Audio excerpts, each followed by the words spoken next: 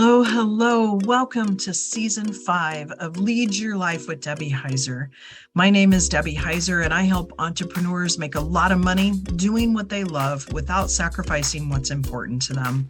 I see way too many business people letting their businesses or their jobs run their lives versus them figuring out with real clarity about what they want their lives to look like and having their job or their business be the conduit to have that life that they absolutely love.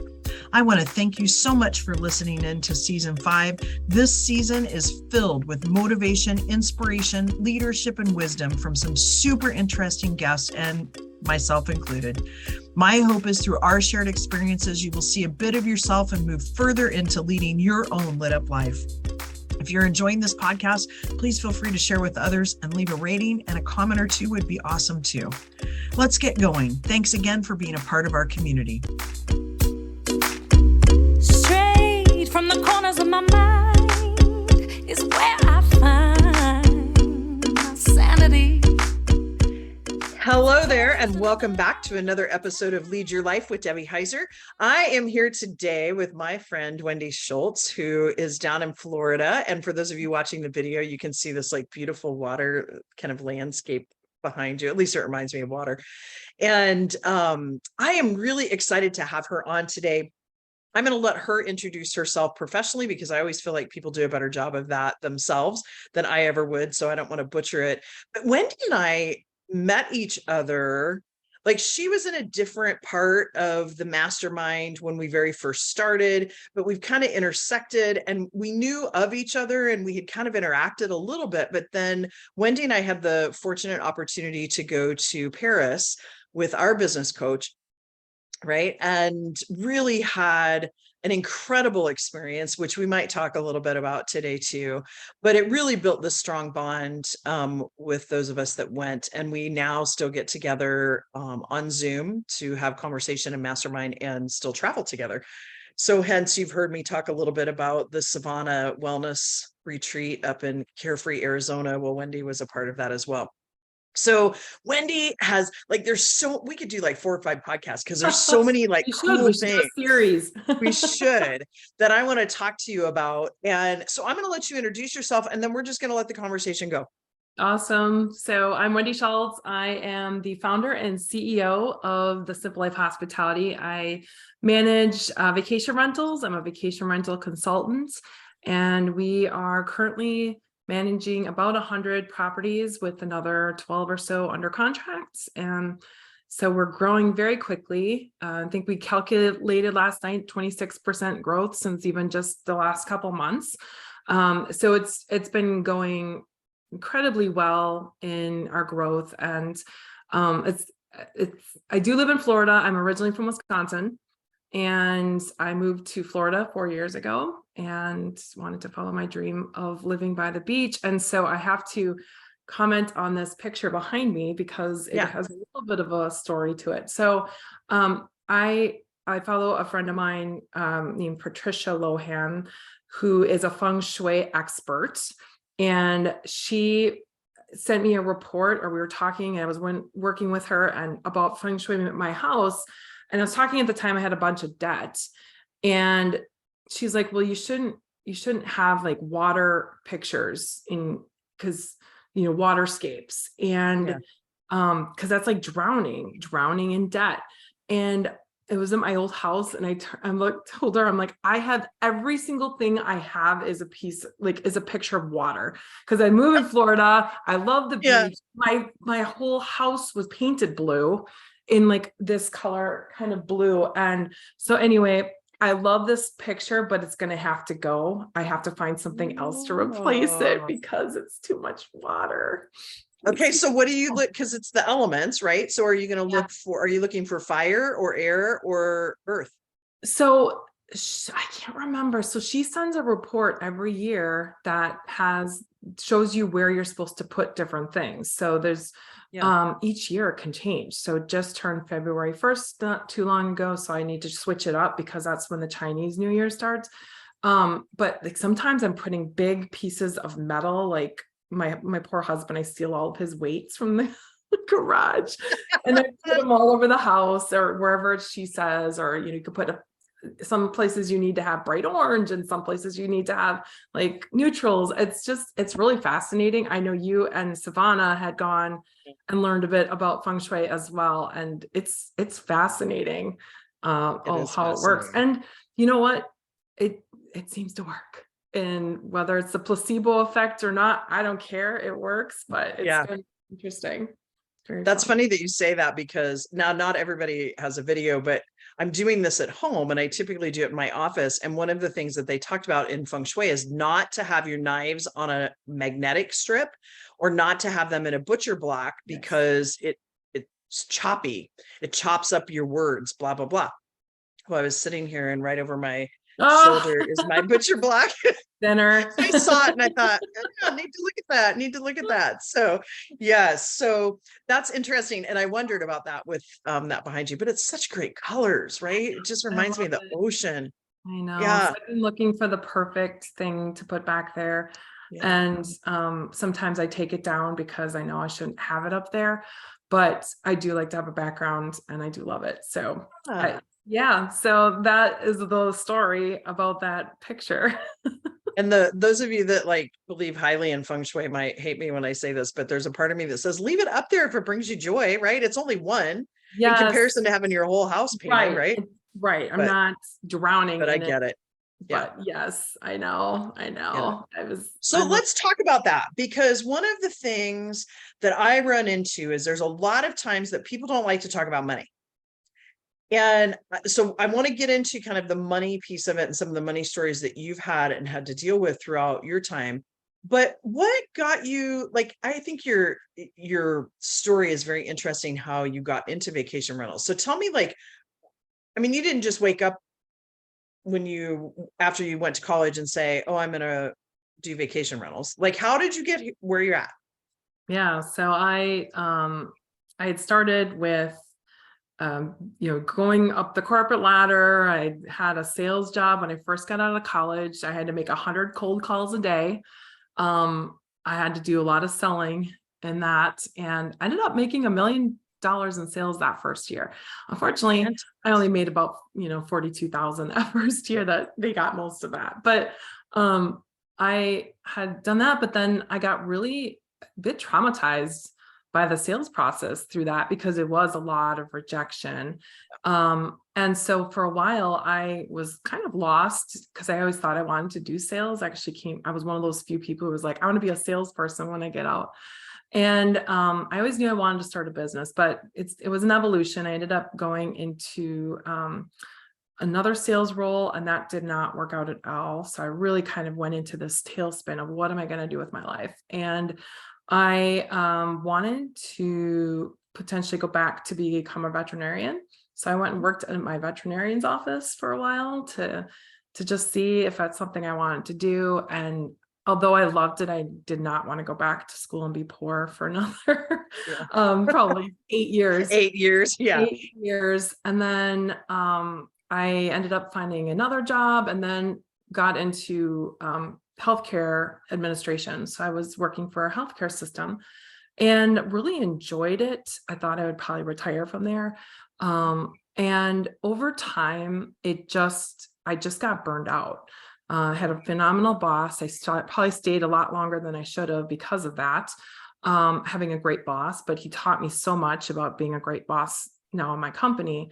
But I started to get burned out, and I was going on vacation for a couple weeks because I just needed to be off. Like I needed time to clear my head. I don't know if I've ever told you this story. I haven't heard it. So I'm driving on the way home, or way to Chicago, which is about a 3-hour drive from where I lived at the time in Green Bay, Wisconsin. And I got a call from my boss, and he said, "Hey, can you come in?" And I'm like, no, I'm on my way to Chicago. What's up? He's like, "Well, are you sitting down?" I'm like, "Well, yeah, I'm driving." So he said, this person, her name's Karen. She was a very good friend of mine, reported to me, and she had stolen a lot of money, embezzled a lot of money from the company. And she reported to me. And so that really was kind of the straw that really broke the camel's back in just having that happen, and just the aftermath of that. And, I was never under suspicion. I didn't have, but it was just Right. really traumatic to think about someone so close to you and embezzling. And it wasn't for me, but for my company under my watch. So it was really impactful. And it's one of those stories, and we can get into this again a little bit of just how things that are so awful turn out to be amazing eventually. So remind me about that. Okay. But so anyway, I'm going to try to make a long story not as long. I decided that I wanted to start a company, but I wasn't sure what I wanted to start. And I found a web company, or a consulting company, that helped people start online web stores. And I thought, well, that'd be kind of cool. And so I had to decide what kind of theme I wanted. And I decided I wanted to do vacation home decor. And through time and testing things, I decided to open a store because I wanted to help remodel hotels in the area, and I needed to have a local presence. So I opened a store, but that store was an hour and a half away from me. Oh, wow. And so I was driving back and forth all the time to my home, and I thought, I would really love to have a vacation property to stay in. And so I ended up buying one, but then ended up finding out that I could rent it out for, at the time, like $200 a night. And I thought, well, I'm not going to stay there. I'm going to rent it out. And I bought a second one thinking, well, this one I'm going to rent out. This one I'm going to stay at, and instead rented it out. And then people caught wind that we were doing really well with managing our property, and they asked me to manage theirs. They came into my store and asked me to manage theirs. And that's really where this whole thing started. And I started to get more people asking, and then we ended up closing our shop and went full-time into property management. And that's been about 7 years ago, I think. Yeah, that's pretty phenomenal. Yeah. And I love your tagline. Share with everyone like your tagline. Create a life you don't need a vacation from. Yeah.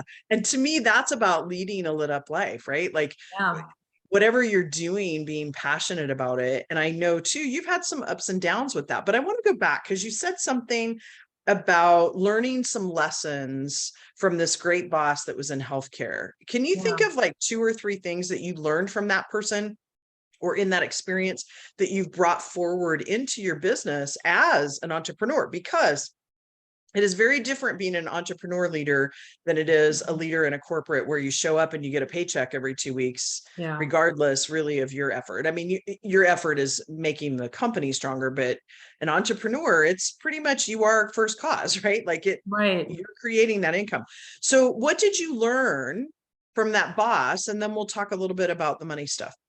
Yeah. So he was amazing family man. So he was always very family friendly, family focused, flexible, like, oh yeah, make sure you're going to your kids' plays and not, it was always family first and not work first, which I really appreciated. He also always went to bat for me.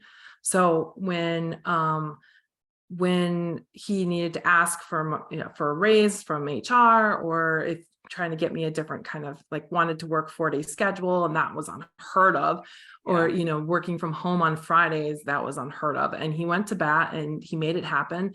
And I think, we had a nice, just a great trusting relationship. He trusted me to do the job that he hired me to do. And the more autonomy he gave me, the more magic I was able to create. So it was I'm 30, 30 years old, 30, I don't know, by the time I left, I was about 35, but I was negotiating multi-million-dollar contracts by myself. I mean, really placed a lot of trust in me. And that was just really amazing, because I think so many, and I do some business coaching, as you know, as well. And so many people, and I'm sure you see the same, don't give people, they don't trust their people. It's like I try to trust them first and have them unearn my trust versus don't trust them and then hold on to things so tightly that you never have the opportunity to give them any trust because you hold on so tightly. Yeah. Do you find too, Wendy, because it's interesting, I've been hearing a lot of things and I agree with this. And I've been doing that too, because I've just recently have two people that joined my team over the last year. And it is so different than being in a more structured corporate environment. And it's interesting to try to kind of look at that and say, okay, is it that I trust them and I'm letting it go and I'm letting them do their thing? Or am I trying to hang on to it because of control? Because as an entrepreneur, if you try to control everything, you're sunk, right? Because it just, you can't. And so I know I've been trying to kind of say, okay, how do I get my arms around the work that they're doing so I'm knowledgeable of what's happening, but I'm not in the weeds. I'm at the 30,000 foot level. And sometimes that's hard for entrepreneurs because we start out and we are everything. Right. And so tell me like how you, like, what were some key lessons that you've learned along the way about how to let go of that control? Because I know that's something too you've been working on over this last year too. Yeah, I'm actually one of the I always say that I'm almost the opposite. Like I would just rather wash my hands of it and just hand it over. And so I have to balance this desire to just give it to someone else to deal with than with, keeping the company running because this is my baby and I don't and I've reduced my workload down to probably, I'm working very few hours now, which is amazing, and we can get into that more and building team and such. But the thing that I've learned is that I don't have to be the smartest person in the room. I've hired people that fill the gaps in my weaknesses. I hired people I'm the visionary. I hired an integrator. So I have someone who takes my vision and makes it happen. And she doles out the work and keeps them accountable and everything. Having some measures, KPIs in place so that if things get out of whack, those show where things are maybe falling apart. But having accountability and report outs every week or whatever the cadence is, but to have some kind of a check-in process versus having me have to proof everything. And especially when you've given them some time and they've proven that they can do the work, or maybe the tweaks that you're making aren't that big of a deal that anyone could, it's almost like at some point it's not going to be perfect. You're not perfect either. I'm not perfect either.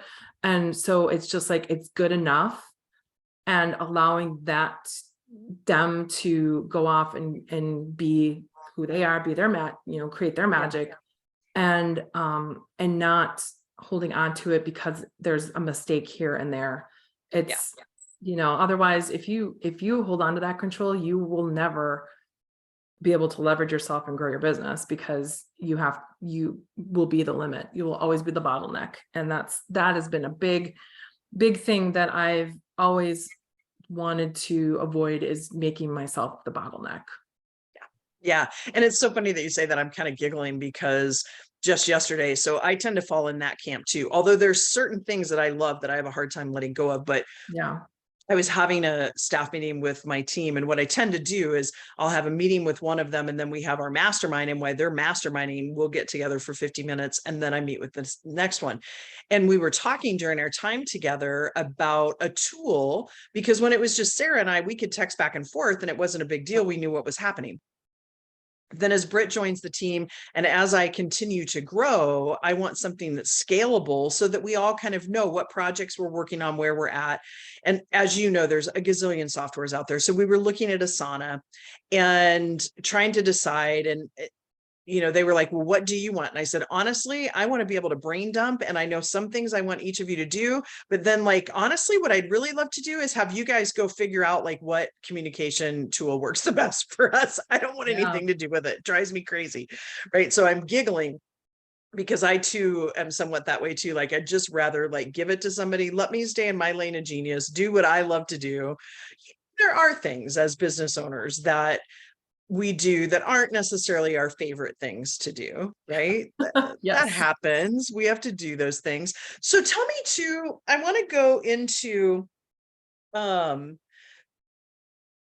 because you were talking about from awful to amazing, right? And I think about the law of polarity and how both are true and both are here and they're here now. But I know you've had some ups and downs. You had your store, and if you don't mind maybe sharing what happened, right? Because you had this really successful store.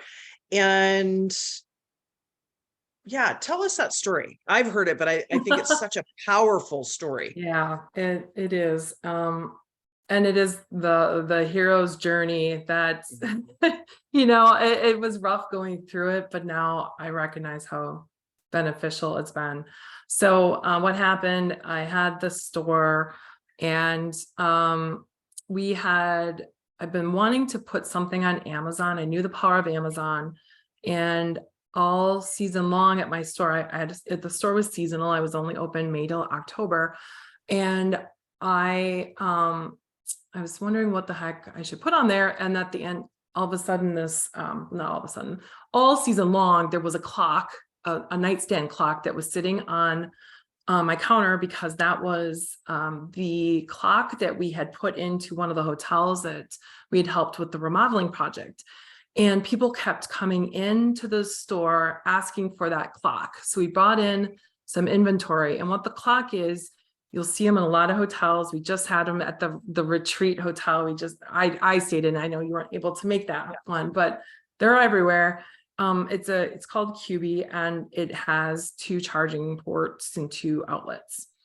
And they're real sleek, and the brilliance of it is that people would see them on their nightstand and they'd want to order it. And so there's this clock at the end of the season. I decided, you know what, they're really expensive. I'm just going to put it on Amazon and try to get rid of it. And they took off. Like nobody else had put them on Amazon, and they just took off. So the manufacturer was not happy with me for doing that. They did not want to sell to anyone besides hotels. They didn't want to sell to, as they call them, end users. Right. And I said, you know what? I'll take that business from you. I will order from you, and you just provide me the clocks.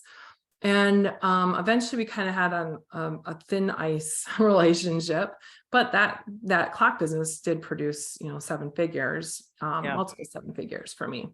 And which then allowed me to help build the other business I was starting to build, which is the vacation rental management. And then, long story short, the manufacturer had contacted me via email and told me they were not going to sell to us anymore.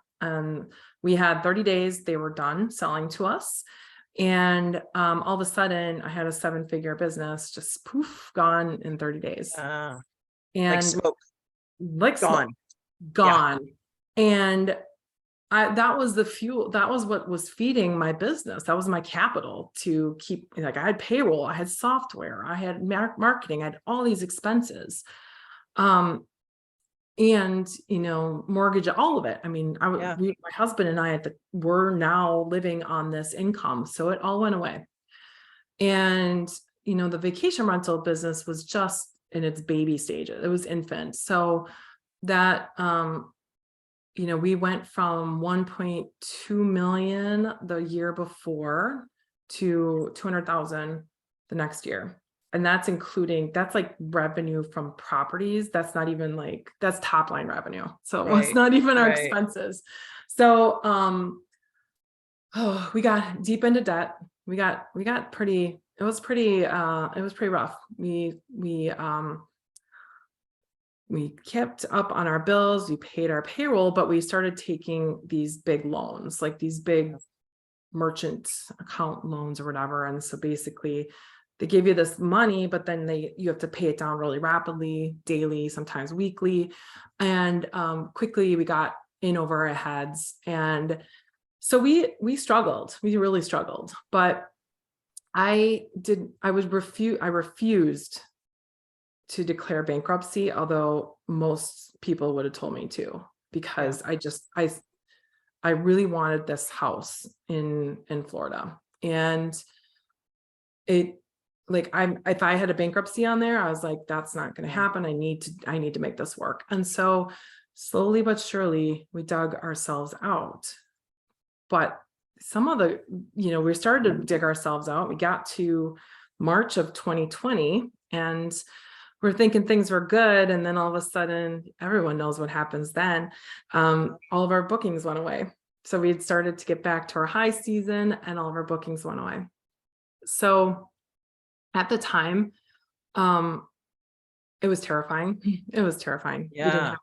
Because you were just coming out of that, right? Like, yeah. Yeah. We were just coming out of it. And so, our plan B was always, well, we can just always go bartend, or we could always work in a restaurant if things, well, those are closed. And like, oh, well, plan C is this, and that was not an option. Plan D, let's go get a job. Nope. I mean, there was like every single plan that we had made was gone. Yeah. And, I'm like, I was terrified. And I remember just kind of, I think I was kind of looking up at the sky. It was pitch black and the stars. I'm like, what the, F, I don't know if you could swear on your podcast, but you know what I meant. So, and I'm like, what is this? Like, what? And there was nothing I could do but surrender. Yeah.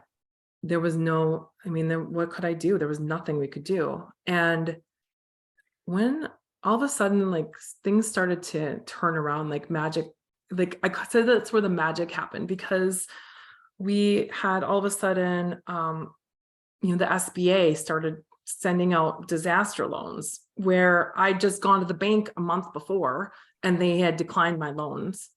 Yeah. And, I'm starting to get grants and I'm starting to get all these things. And then the bookings started pouring in because people were going to drivable distances. They didn't want to fly, but they did want to go on vacation.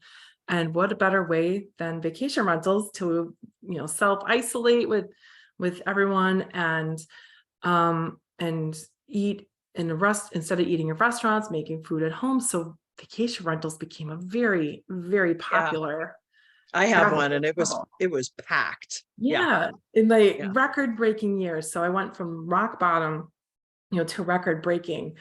And now vacation rentals has really kind of skyrocketed to new heights. And the amount of people who bought new properties, we got a whole bunch of new properties from new people who bought them and converted ones. And it's just one of those, and there's multiple moments of this thing that was really crappy turning into magical, things happening that I didn't expect.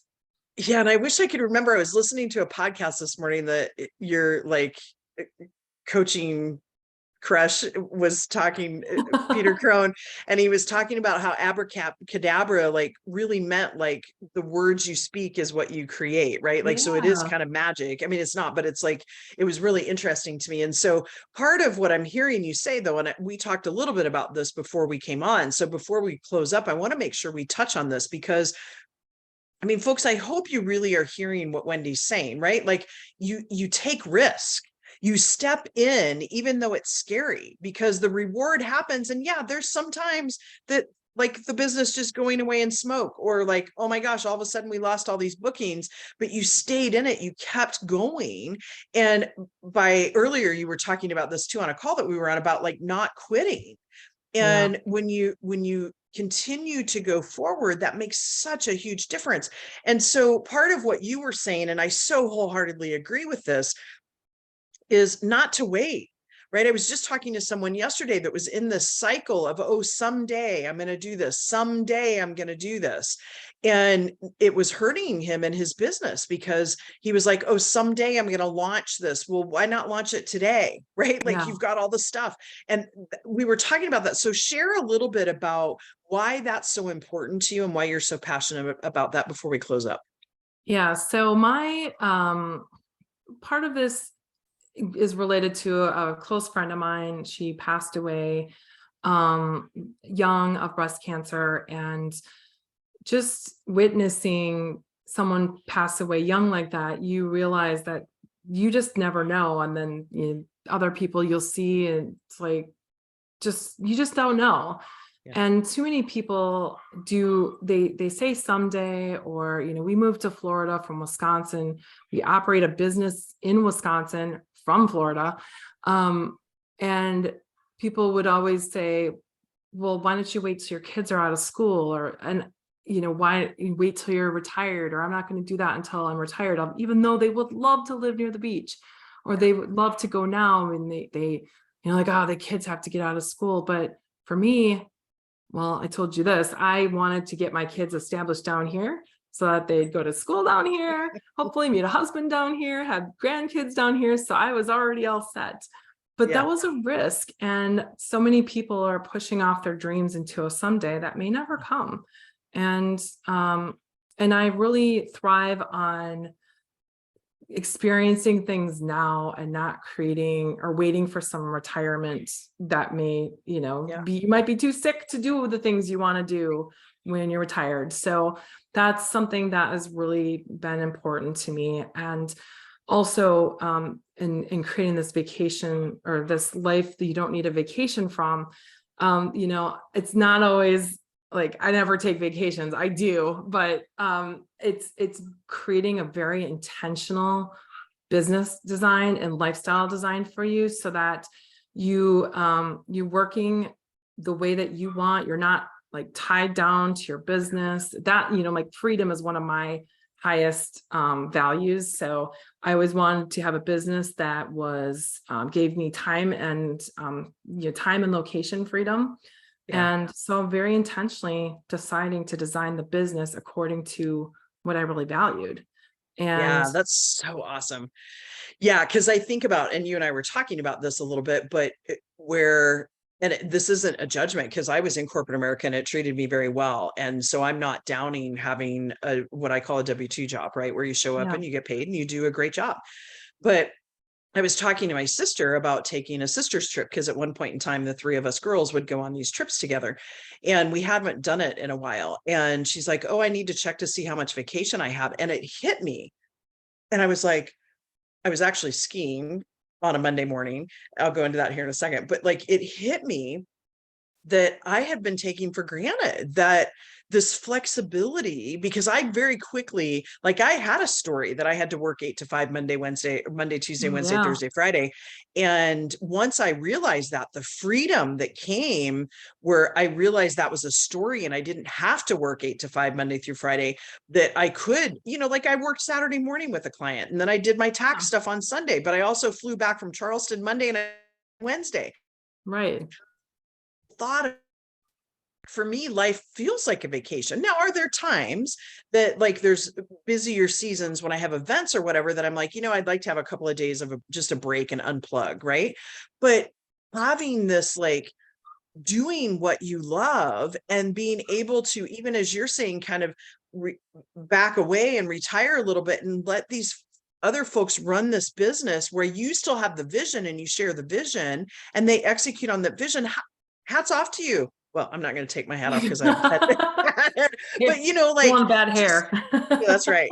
But like, so awesome. And that to me is the beauty of being an entrepreneur, is because you can create whatever you want your life to look like. Now, I'm also a firm believer, and part of what I was hearing you say too, is there are times, like I tell people when they first start with me, if they're starting a business, there's a few months in there that it is a little hustle, right? Like it is let's get it going. But honestly, like I enjoy what I do so much that it really, there's weeks that I'm like a little tired, but it's so much fun, right? And it just fills your energy bucket. So I'm hearing you say over and over again, don't put it off. And I think about Paris and how like that was the first time I didn't even blink.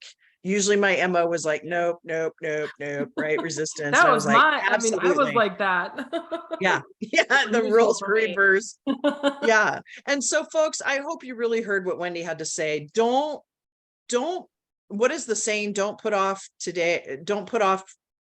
what you can do tomorrow, today. what you tomorrow. can do today. I think don't put off till tomorrow what you can do today.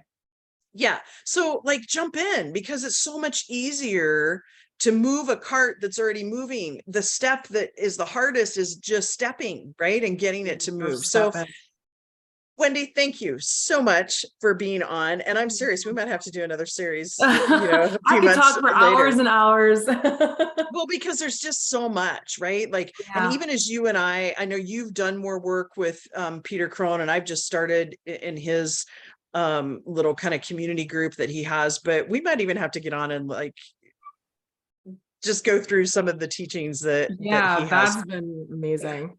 Yeah, absolutely. So Wendy, if someone wanted to follow you, they wanted to reach out to you, whatever, what's the best place for them to go follow you? So I'm on Instagram, at Simple Life Rentals, and on Facebook at the Simple Life Hospitality. And you can also email simpleliferentals@gmail.com. I do teach people how to get a vacation rental. So that's on simpleliferentals.com. But I love the vacation rentals, but I also love teaching people freedom too, because or just talking and being a role model. I really like being a role model for people, and pretend if people say it can't be done, I'll prove me wrong. Or prove them wrong, I should say. Absolutely. And folks, we'll put Wendy's website in the show notes, and that way if you want to reach out to her or see when she offers those classes, you can. Wendy, thank you again so much. I appreciate it, friend. Yeah, it's been a pleasure. Appreciate you having me.